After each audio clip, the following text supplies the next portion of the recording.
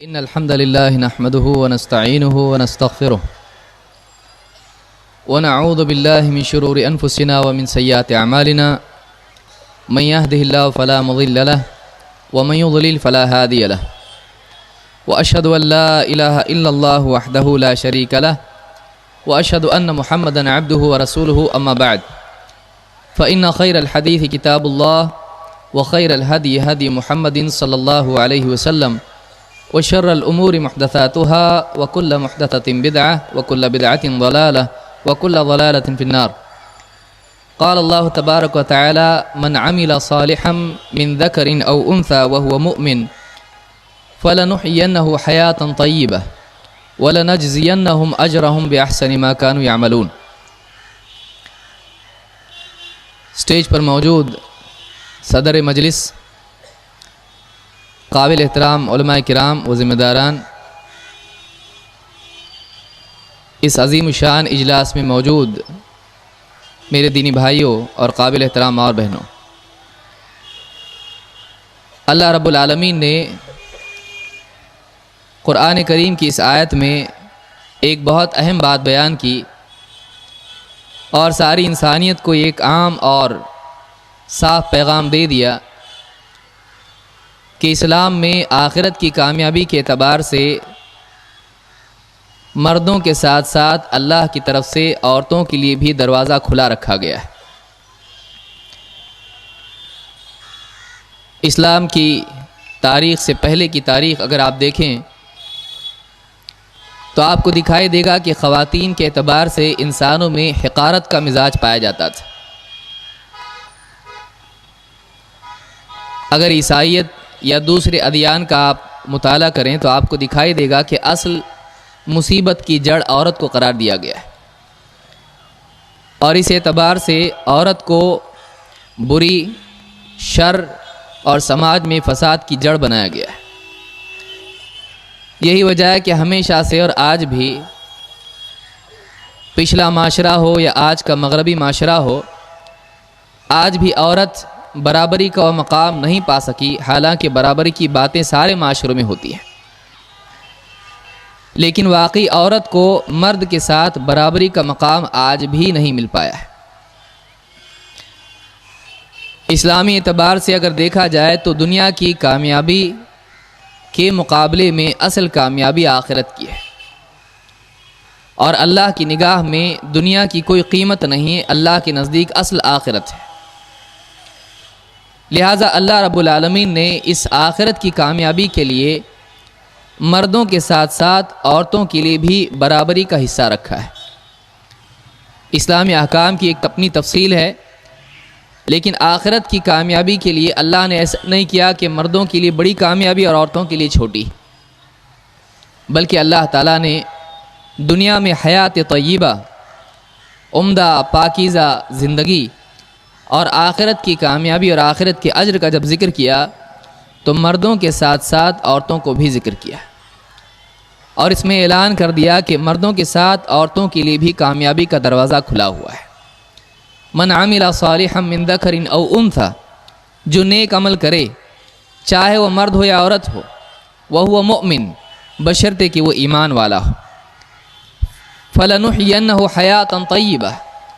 تو ایسے لوگوں کو ہم حیات طیبہ عطا کریں گے، دنیا میں پاکیزہ، عمدہ، بہتر زندگی عطا کریں گے، اور وَلَنَجْزِيَنَّهُمْ أَجْرَهُمْ بِأَحْسَنِ مَا كَانُوا يَعْمَلُونَ، اور آخرت میں ان کے بہترین اعمال کے مطابق ان کو اجر بھی عطا فرمائیں گے۔ تو اچھی زندگی پر اللہ تعالیٰ نے، ایمان و عمل پر اللہ تعالیٰ نے مردوں اور عورتوں دونوں کے لیے دنیا میں عمدہ زندگی اور آخرت میں بہترین اجر کا وعدہ کیا ہے۔ اور ایک انسان کے لیے ایمان اس کی زندگی کے لیے اصلاح کا بیج بنتا ہے اگر واقعی وہ ایمان صحیح ہو۔ ایک انسان کی پرواز یا اس کا مقام یا اس کی بلندی اس کی سوچ سے جڑی ہوتی ہے۔ جتنی اعلیٰ انسان کی سوچ ہوتی ہے اتنی ہی عمدہ اس کی جینے کی سطح ہوتی ہے۔ آدمی کی زندگی، اس کے اعمال، اس کی حرکات و سکنات اس کی سوچ کے تابع ہوتے ہیں۔ اگر سوچ اونچی ہو تو انسان کے جینے کا معیار اور اس کا مدار اور اس کا مقام اونچا ہوتا ہے، لیکن اس سوچ کو اونچا کرنے والی چیز انسان کا ایمان ہوتا ہے، وہ علم ہوتا ہے جو اس کو ایمان دے۔ اگر انسان کے علم میں، اس کے ایمان میں بگاڑ آ جائے، اس انسان کی زندگی میں بگاڑ آ جاتا ہے۔ لہذا اصل چیز ایمان ہے، اور ایمان وہ ایمان جو انسان کی سوچ اور اس کے عمل کو نہ بدلے، واقعی وہ ایمان بہت ہی کمزور ایمان ہے۔ آپ موسیٰ علیہ السلام کے جادوگروں کا معاملہ دیکھیں، ان کے بالمقابل جو جادوگر تھوڑی دیر پہلے فرعون کی خوشامد کر رہے تھے، جب واقعی ان کی زندگی میں ایمان اپنی حقیقت کے ساتھ آ گیا تو ان کے اندر اتنی جرأت اور بہادری پیدا ہو گئی کہ فرعون کی دھمکیاں بھی ان کو ایمان سے پھیر نہیں سکی، اور وہ اتنے مخلص ہو گئے کہ آخرت کی کامیابی کے لیے دنیا کی ساری مصیبتیں برداشت کرنے کے لیے تیار ہو گئے۔ ایمان انسان کی سوچ کی سطح کو اونچا کر دیتا ہے۔ یہی وجہ ہے کہ عرب کے معاشرے میں جہاں لوگ سوچ کے اعتبار سے اور طرز حیات کے اعتبار سے اتنے گر چکے تھے کہ برہنہ اللہ کے گھر کا طواف کرتے تھے اور اپنی اولاد کو اپنے ہاتھوں سے دفن کرتے تھے، جب ان کی زندگی میں ایمان آیا، جب ان کی زندگی میں اللہ کا دین آیا تو ان کے اندر حیا پیدا ہوئی، ان کی زندگیوں میں خیر آئی، ان کو لوگوں کے حقوق، اپنی اولاد کے ساتھ شفقت کا معاملہ سمجھ میں آیا۔ آپس کے تعلقات جنگوں کی بجائے محبت میں تبدیل ہو گئے، ایک دوسرے کے حریف بننے کی بجائے وہ ایک دوسرے کے حلیف بن گئے۔ یہ ایمان اور اسلام تھا جس نے ان لوگوں کی زندگیوں کو بدل دیا ہے۔ لیکن اسلام صرف مردوں کے لیے نہیں تھا، اسلام عورتوں کے لیے بھی تھا، اور قیامت تک کے مردوں کے ساتھ ساتھ خواتین کے لیے اسلام ہے۔ اسلام کا پیغام مردوں کے لیے بھی ہے، عورتوں کے لیے بھی ہے، اور اسی طرح سے دنیا اور آخرت کی کامیابی کا وعدہ جو اللہ نے اسلام کی بنیاد پر کیا ہے وہ مردوں کے لیے بھی ہے اور عورتوں کے لیے بھی ہے۔ اس معاشرے میں جب اسلام آیا تو اس معاشرے کے صرف مرد نہیں بدلے، بلکہ اس معاشرے کی خواتین کا بھی معیار بہت اعلیٰ ہو گیا ہے۔ مرد بعد کے مردوں کے لیے اور عورتیں بعد کے دور کی عورتوں کے لیے اسوہ اور نمونہ بن گئی۔ ایک ہوتا ہے انسان کا اچھا ہونا اور کامیاب ہو جانا، ایک ہوتا ہے کہ وہ اتنا اچھا ہو جائے کہ دوسروں کی کامیابی کے لیے اسوہ اور نمونہ بن جائے، لوگ اس کو دیکھ کر اپنی اصلاح کرنے لگیں، لوگ اس کو دیکھ کر اپنے آپ کو اعلیٰ بنانے کی کوشش کرنے لگیں، وہ لوگوں کے لیے پیمانہ اور معیار بن جائے۔ اللہ کے نبی صلی اللہ علیہ وسلم نے اپنی 23 سالہ دعوتی جد و جہد سے جو سماج اور معاشرہ پیدا کیا وہ اتنا اعلیٰ تھا کہ خود آپ صلی اللہ علیہ وسلم کی شہادت اور گواہی اس سلسلے میں ہے کہ آپ نے فرمایا خیر الناس قرنی ثم الذین یلونہم ثم الذین یلونہم، بہترین لوگ وہ ہیں جو میرے دور کے ہیں، پھر وہ جو ان کے بعد ہیں، پھر وہ جو ان کے بعد ہیں۔ اس میں اللہ کے نبی صلی اللہ علیہ وسلم نے مردوں کو خاص نہیں کیا کہ آپ صرف مردوں کے بارے میں بول رہے ہیں، بلکہ آپ صلی اللہ علیہ وسلم نے اپنے دور کے مردوں کے ساتھ ساتھ خواتین کو بھی اس میں شامل کیا کہ اس دور کی خواتین اور اس دور کے مرد بعد کے زمانے کے لیے، بعد کے ادوار کے لیے ایمان اور عمل اور سارے اخلاقی اوصاف کے اعتبار سے بہترین نمونہ ہے۔ وہ اتنے اعلیٰ ہو چکے ہیں کہ بعد والے ہمیشہ ان کو اونچی نگاہ سے دیکھیں گے، ان کو دیکھنے کے لیے انہیں ہمیشہ سر اور نگاہیں اٹھانی پڑیں گی، بعد میں آنے والوں کے لیے وہ اسوہ اور نمونہ بن جائیں گے۔ لہٰذا دور اول کی خواتین اور ان کے احوال بہت زیادہ آپ کو ملیں گے سیرت کی کتابوں میں، حدیث کی کتابوں میں، اور بعض اوصاف اللہ رب العالمین نے خود قرآن کریم میں بھی ان کے بیان کیے ہیں، اور اس کا تذکرہ جتنا بھی کیا جائے اس میں وقت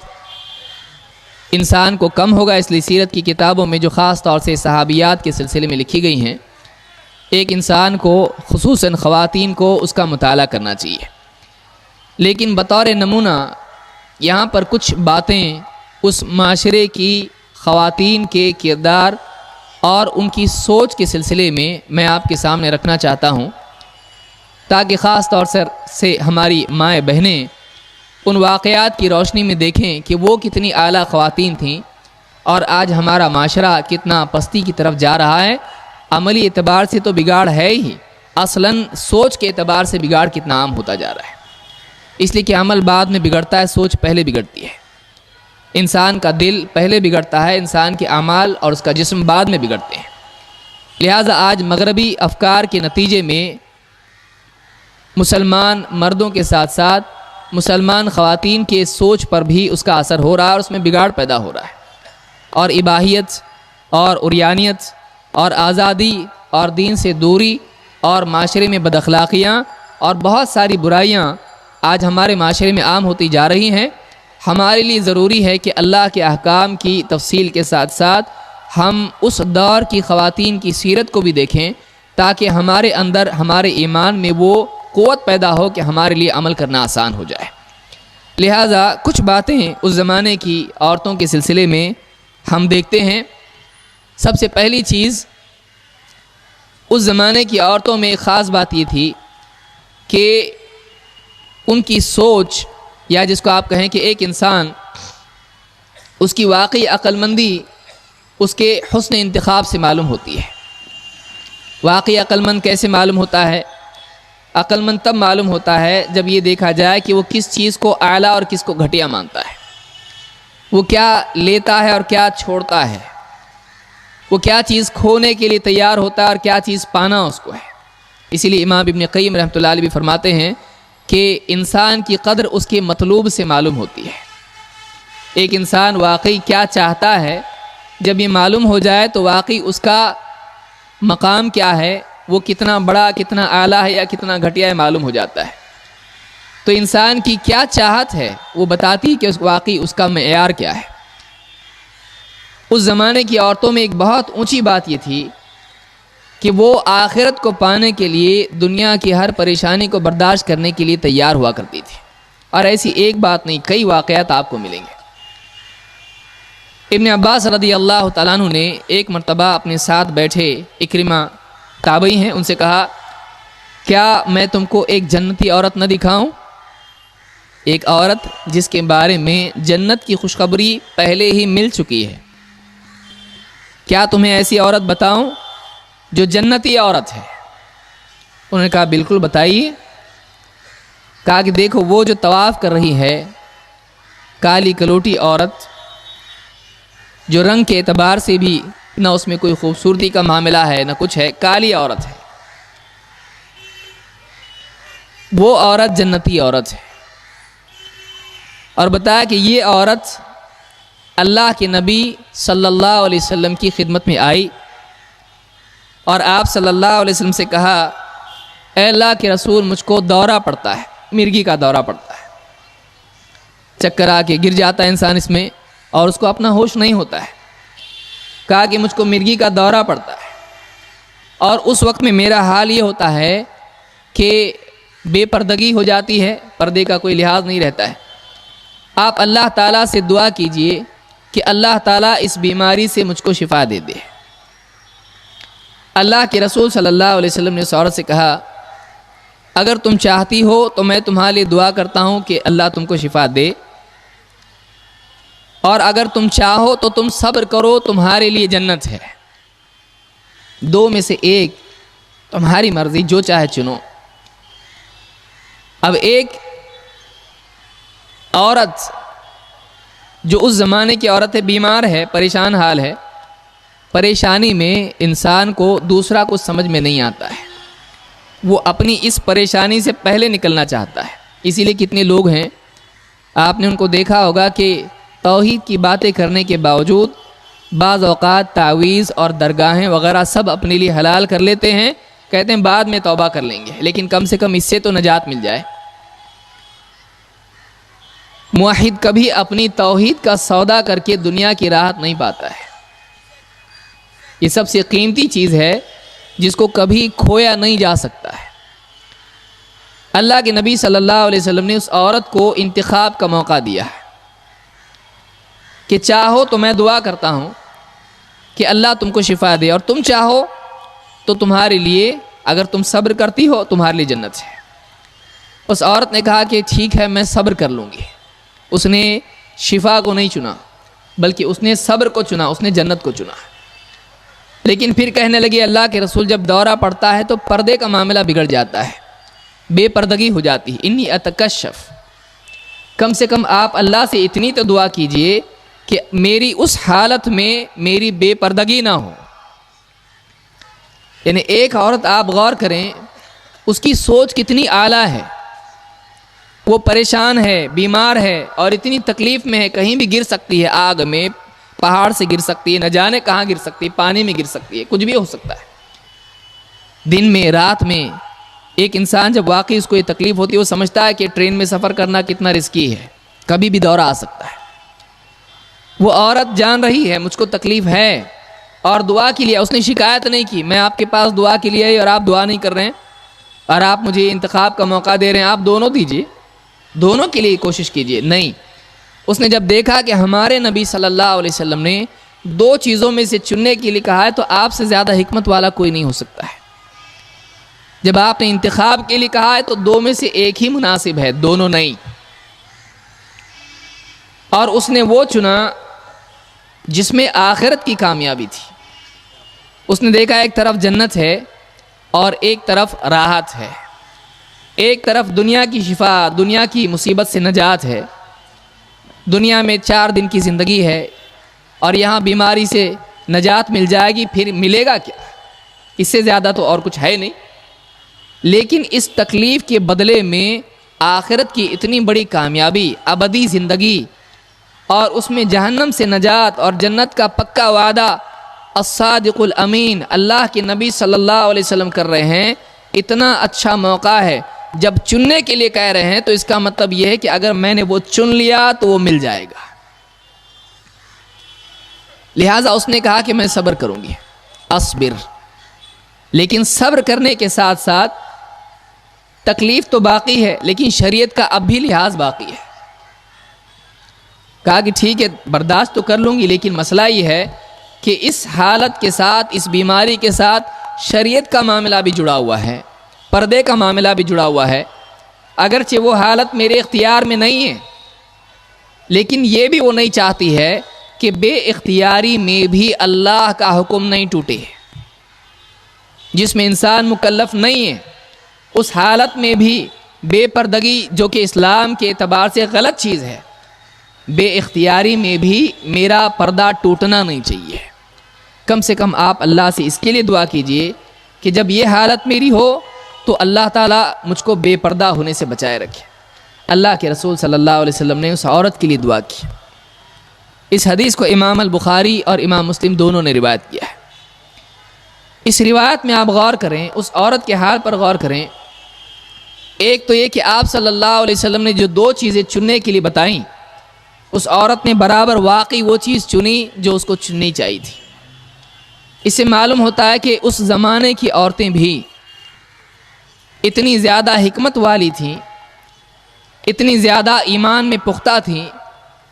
کہ جنت کی خاطر جو کل ملنے والی ہے،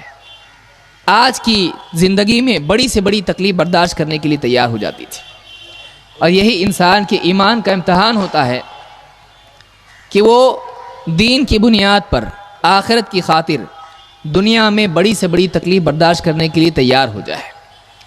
یہ انسان کے کردار کی پختگی کی علامت ہوتی ہے کہ وہ آخرت کی خاطر دنیا میں تکلیف برداشت کرنے کے لیے تیار ہو جائے۔ اور یہ چیز اس زمانے کی عورتوں میں پوری طرح کوٹ کوٹ کر بھری ہوئی تھی۔ اس اعتبار سے آپ دوسرے اور واقعات دیکھیں۔ مثال کے طور پر مغیرہ رضی اللہ عنہ کہتے ہیں کہ میں اللہ کے نبی صلی اللہ علیہ وسلم کے پاس آیا، اتیت النبی صلی اللہ علیہ وسلم فذکرت له امرأة اخطبها، میں نے اللہ کے نبی صلی اللہ علیہ وسلم کے سامنے ایک عورت کا ذکر کیا کہ میں اس سے نکاح کرنا چاہتا ہوں، اس کو نکاح کا پیغام بھیجنا چاہتا ہوں۔ فقال اذهب فانظر الیها فانه اجدر ان یؤدم بینکما، آپ نے کہا کہ جاؤ اور اس کو دیکھنا بھی، اس لیے کہ جس سے نکاح ہونے والا ہے، جس کو نکاح کا پیغام دیا جائے، اس کو دیکھنا دونوں کے درمیان محبت اور مودت کو بڑھاتا ہے، پیدا کرتا ہے۔ فَأَتَيْتُ امْرَأَةً مِنَ الْأَنصَارِ فَخَطَبْتُهَا إِلَىٰ أَبَوَيْهَا، کہتے ہیں کہ میں آیا ایک انصاری خاتون کے گھر اور اس کے ماں باپ کے سامنے میں نے پیغام یا رشتے کی بات رکھی۔ وَأَخْبَرْتُهُمَا بِقَوْلِ النَّبِي صلی اللہ علیہ وسلم، میں نے اللہ کے رسول صلی اللہ علیہ وسلم کی بات بھی بتائی کہ آپ نے کہا دیکھ لینا، ایک مرتبہ اس کو دیکھ لینا تاکہ تمہارے درمیان محبت بنے۔ فَكَأَنَّهُمَا كَرِهَا ذَلِكَ، جب میں نے دیکھنے کی بات ان کے سامنے کی تو یہ چیز تھوڑی ان کو گراں گزری ہے کہ ہماری اس زمانے میں آپ دیکھیے پردے کا ماحول کتنا قوی تھا۔ اس سے پہلے کی روایت آپ دیکھیے اور اس روایت کو آپ دیکھیے، جہاں دیکھنے کی بات آئی تو انہیں بڑی بات گراں گزری کہ ہماری بیٹی اتنی پردے والی اور اس کو یہ آئے ہیں، معلوم نہیں رشتہ قبول ہوگا کہ نہیں ہوگا، دیکھنا چاہتے ہیں، تو ان کو تھوڑا سا اس میں تنگی محسوس ہوئی۔ قال فسمعت ذلك المرأة وهي في خدرها، کہتے ہیں کہ وہ جو خاتون تھی، وہ جو بچی تھی، وہ جو نوجوان تھی، اس نے پردے کے پار سے یہ ساری بات سن لی کہ انہوں نے رشتہ دیا ہے اور دیکھنا چاہتے اور اللہ کے رسول صلی اللہ علیہ وسلم کی طرف سے بات لے کر آئے ہیں۔ فقالت ان كان رسول اللہ صلی اللہ علیہ وسلم امرك ان تنظر فانظر والا فانشدك، کہا کہ دیکھو اگر اللہ کے رسول صلی اللہ علیہ وسلم نے آپ سے کہا ہے کہ دیکھو تب تو آپ دیکھ سکتے ہو، ورنہ میں آپ کو اللہ کی قسم دیتی ہوں ایسا مت کرنا۔ اگر اللہ کے نبی صلی اللہ علیہ وسلم کی طرف سے آپ یہ بات لے کر آئے ہو، دیکھنے کا حکم، دیکھنے کا مشورہ آپ لے کر آئے ہو، تب تو بات ٹھیک ہے، اگر ایسا نہیں ہے تو میں اللہ کی قسم، اللہ کا نام لے کر تم کو ڈراتی ہوں۔ فانشدک، کہتے ہیں کہ میں نے دیکھا اور اس سے نکاح بھی کیا اور اس کے بعد میرا اور اس کا معاملہ بہت ٹھیک رہا۔ اس حدیث کو امام احمد اور مختلف محدثین نے اپنی کتابوں میں نقل کیا ہے۔ اس واقعے سے کئی باتیں معلوم ہوتی ہیں۔ ایک تو یہ کہ اس لڑکی نے پردے کے پار سے اللہ کے نبی صلی اللہ علیہ وسلم کی بات جب سنی تو اپنی چاہت کے خلاف ہونے کے باوجود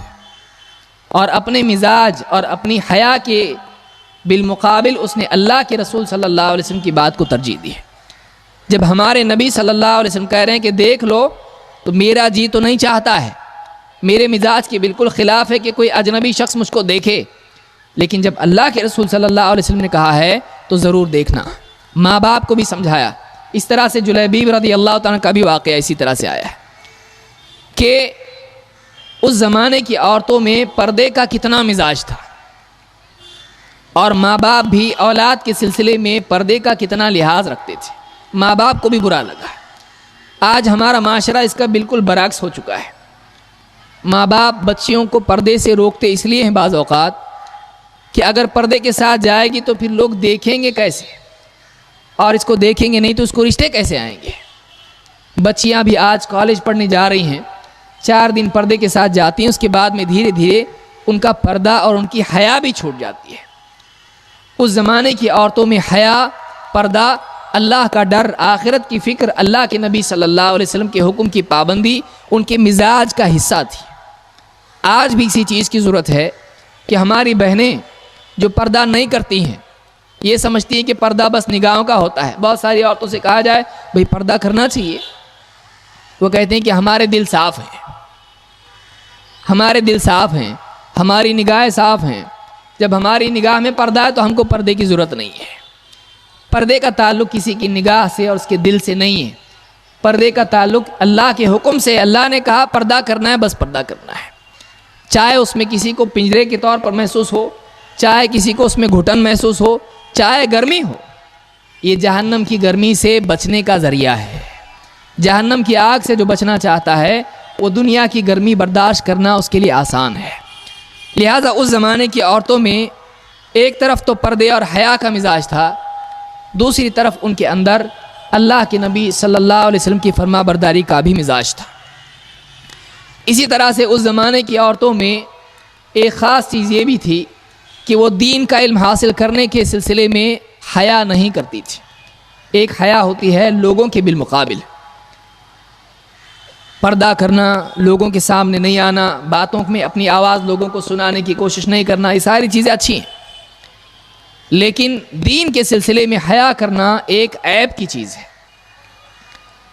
اللہ کے نبی صلی اللہ علیہ وسلم کے زمانے کی عورتوں کے بارے میں صحابیات کے سلسلے میں حضرت عائشہ رضی اللہ تعالیٰ فرماتی ہیں، نعم النساء نساء الانصار،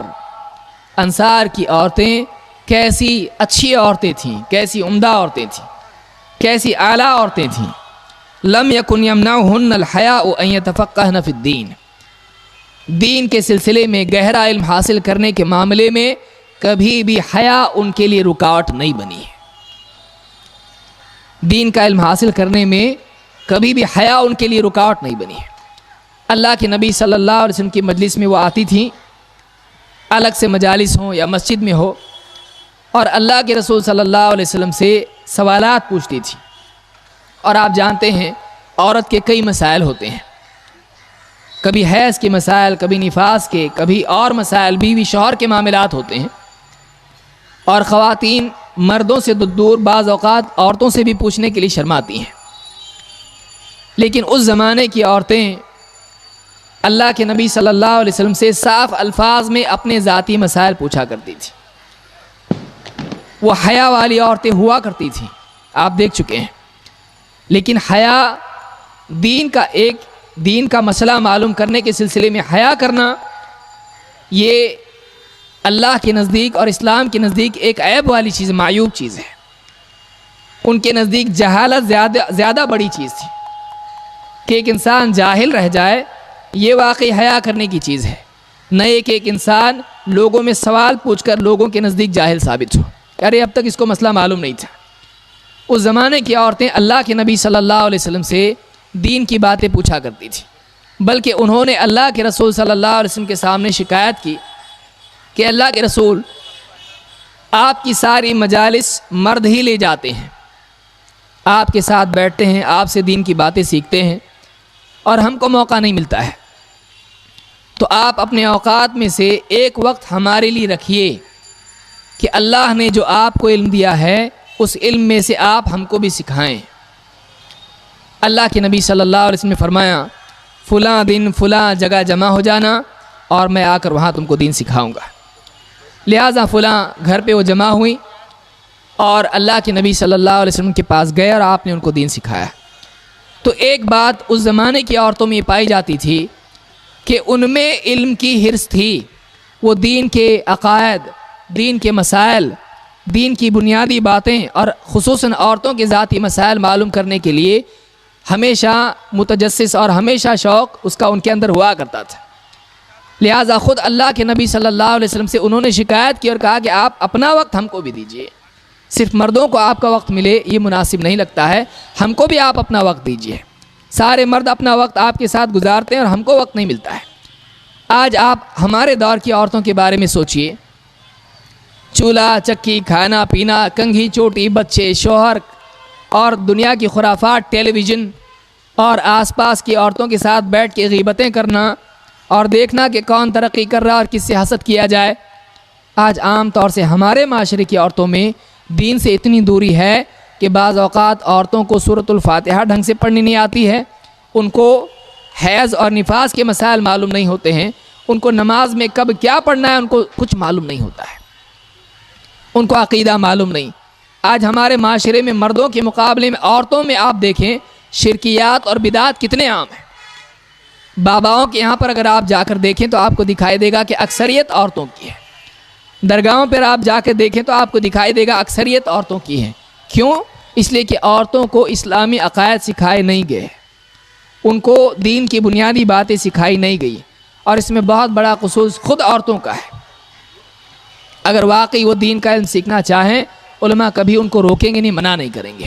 لیکن آپ دیکھیں گے کہ دنیاوی تعلیم کے اعتبار سے ماں باپ دونوں مل کے اپنی بچیوں کو بڑے بڑے اسکولوں میں ڈالتے ہیں، ہزاروں اور لاکھوں روپے ان پر خرچ کرتے ہیں، اور ان کے بعد ان کا نکاح ایسے آدمی سے کرتے ہیں جو مالدار ہوتا ہے، دیندار نہیں ہوتا ہے۔ اب اس کے بعد اس کی دنیا کی زندگی برباد ہوتی ہے اور آخرت کی بھی برباد ہو جاتی ہے۔ اس زمانے میں معاشرے میں بات پائی جاتی تھی کہ خواتین میں مردوں کے ساتھ ساتھ خواتین میں بھی دین کا علم سیکھنے کا جذبہ پوری طرح موجود تھا. تو یہ بھی ایک چیز اس زمانے کی عورتوں میں دیکھی جاتی تھی. اسی کے ساتھ ساتھ عورتوں میں عبادت کا شوق تھا. اللہ رب العالمین نے ہم سب کو اللہ کی عبادت کے لیے پیدا کیا ہے. وما خلقت الجن والانس الا لیعبدون. میں نے جنات کو اور انسانوں کو اپنی عبادت کے لیے پیدا کیا ہے. اور صرف مردوں کو نہیں بلکہ عورتوں کو بھی اللہ تعالیٰ نے عبادت کے لیے پیدا کیا ہے. لیکن آج آپ دیکھیں مرد عبادات میں سے خود مردوں میں بھی کتنی کوتاہی ہے، اور عورتوں کے پاس ان کے اپنے بہانے ہیں. بچوں کا ٹفن ہے، اس کے لیے نماز فجر کی غائب ہو گئی. دوپہر کا آرام ہے، کھانا بنانا ہے، اس کے لیے ظہر کی نماز چلی گئی. ابھی شوہر کمپنی سے واپس لوٹنے والا ہے، آتے ہی اس کو کھانا اور چائے چاہیے، اس لیے عصر کی نماز مغرب کی نماز چلی گئی. اور رات میں سارا معاملہ چولہا چکی جو بھی ہے سب سمیٹنا ہے، اس کے لیے رات کی نماز بھی چلی گئی. عبادات کے اعتبار سے آپ دیکھیں خواتین میں نوافل بہت دور کی بات ہے، فرائض میں کوتاہی پائی جاتی ہے. نماز ٹالتے ٹالتے وقت نکل جاتا ہے، اور کئی خواتین نماز جانتی بھی نہیں کہ کیسے پڑھنا چاہیے. اس زمانے کی خواتین کا کیا حال تھا؟ اس زمانے کی خواتین مسجد میں آیا کرتی تھی، اور چھوٹے چھوٹے بچے ان کے ہوا کرتے تھے، وہ ان کو بہانہ نہیں بنتے تھے نماز چھوڑنے کے لیے کہ چھوٹا بچہ ہمارا ہے، اس کو ہم کیسے لے کر آئیں، اس کا کیا کریں. اللہ کے نبی صلی اللہ علیہ وسلم کے پیچھے صفوں میں وہ عورتیں نماز پڑھتی تھیں، اور آپ نے خود فرمایا کہ میں بعض اوقات نماز کو لمبا کرنا چاہتا ہوں، لمبی صورت پڑھنا چاہتا ہوں، لیکن پھر دیکھتا ہوں کہ پیچھے سے مجھ کو کسی بچے کے رونے کی آواز آتی ہے، اور میں نماز کو مختصر کرتا ہوں کہ کہیں اس کی ماں کے لیے مشقت نہ ہو جائے.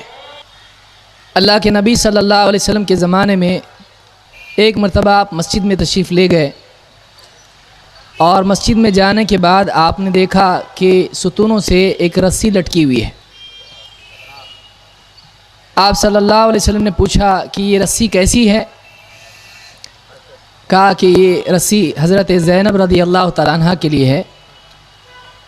اور رات میں نماز پڑھتی ہیں، اور اتنی لمبی نماز پڑھتی ہیں کہ جب تھک جاتی ہیں تو اس رسی کو پکڑ لیتی ہیں. جب قیام مشکل ہو جاتا ہے تو رسی کو پکڑ لیتی ہیں تاکہ قیام کرنا آسان ہو. آپ نے کہا اس رسی کو کھول دو، اور تم کو چاہیے کہ جب تک تمہارا نشاط باقی رہے تب تک تم نماز پڑھو، اور جب تم تھک جاؤ تو تم بیٹھ جاؤ. آپ غور کریں اس زمانے کی عورتیں فرائض کے اہتمام کے ساتھ ساتھ نوافل کا اتنا زیادہ اہتمام کرتی تھیں کہ اتنے لمبے قیام اور رات کی عبادت کے لیے مسجد میں رسی باندھ کر اس کو پکڑ کے لمبی نماز پڑھتی تھی. اللہ کے رسول صلی اللہ علیہ وسلم نے اس چیز کو اگرچہ پسند نہیں کیا، اور آپ نے کہا کہ اتنا زیادہ مجاہدہ نہیں کرنا چاہیے کہ آدمی اس کی حالت ایسی ہو جائے. لیکن یہاں دیکھنے کی چیز یہ ہے کہ ان کو عبادت کا شوق کتنا تھا کہ فرائض کی ادائیگی کے ساتھ ساتھ نوافل کے لیے اتنا مجاہدہ کرنا ایک بہت اونچی چیز ہے. اس لیے کہ اس زمانے میں ان کے اوپر بھی ذمہ داریاں تھیں، شوہر کی ذمہ داری، بچوں کی ذمہ داری، اور گھر کے معاملات سب ان کے ساتھ بھی جڑے ہوئے تھے جیسے آج ہمارے ساتھ جڑے ہوئے ہیں. لیکن اس کے ساتھ ہی وہ ان ذمہ داریوں کو ادا کر کے اللہ رب العالمین کی بندگی اور اللہ کی عبادت کا حق ادا کرنے کے اعتبار سے فرائض کو کرتے ہوئے نوافل کا بھی اہتمام کرتے تھے. آج بہت ضرورت اس بات کی ہے کہ ہماری بہنیں اس بات پر غور کریں کہ ان کی زندگی کا مقصد وہ کس چیز کو بنائے ہوئے ہیں. اپنے حسن اور اپنی خوبصورتی کو بڑھا کر لوگوں کی توجہ کا مرکز بننے کے لیے بیوٹی پارلر میں جانا اور نہ جانے کتنی ساری خرافات میں مبتلا ہونا، نئے نئے لباس اور نئے فیشن اختیار کرنا، اور پردہ چھوڑ کے عریانیت کو اپنے لیے شعار بنانا، یہ ساری چیزیں یہ مسلمان کا طریقہ نہیں ہے. یہ مسلمان عورت کی غیرت کے خلاف ہے. مسلمان عورت کو چاہیے کہ واقعی وہ اللہ تعالیٰ کو اپنا رب مانے اور اللہ کی بندگی اختیار کرے، نبی کریم صلی اللہ علیہ وسلم کی اتباع کا آپ کا طریقہ اپنائیں. اور اس زمانے کی عورتیں ازواج مطہرات اور صحابیات اور بعد کی جتنے مسلمان گزرے ہیں، خواتین گزری ہیں، ان کی سیرت کو دیکھیں. آج کل کے فیشن کرنے والی فلم سٹارز اور اس طرح کی جتنی دوسری عورتیں ہیں، بے حیائی اور گناہوں میں مبتلا خواتین، ان کو دیکھ کر اپنے آپ کو نہ بنائیں، ان کو اپنے لیے اسوار نمونہ نہ بنائیں، ان کے پیچھے نہ چلیں، اس لیے کہ یہ راستہ بربادی والا ہے۔ اللہ تعالیٰ نے جن کے لیے جنت کا وعدہ کیا ہے ان کے طریقے کو اپنانے میں آج کی بھی خواتین کی کامیابی ہے۔ اللہ رب العالمین ہم سب کو اس بات کی سمجھ کی توفیق عطا فرمائیں، اور اللہ کا دین سیکھنے، اس پر عمل کرنے اور اس کی اشاعت کرنے کی ہم سب کو توفیق عطا فرمائیں۔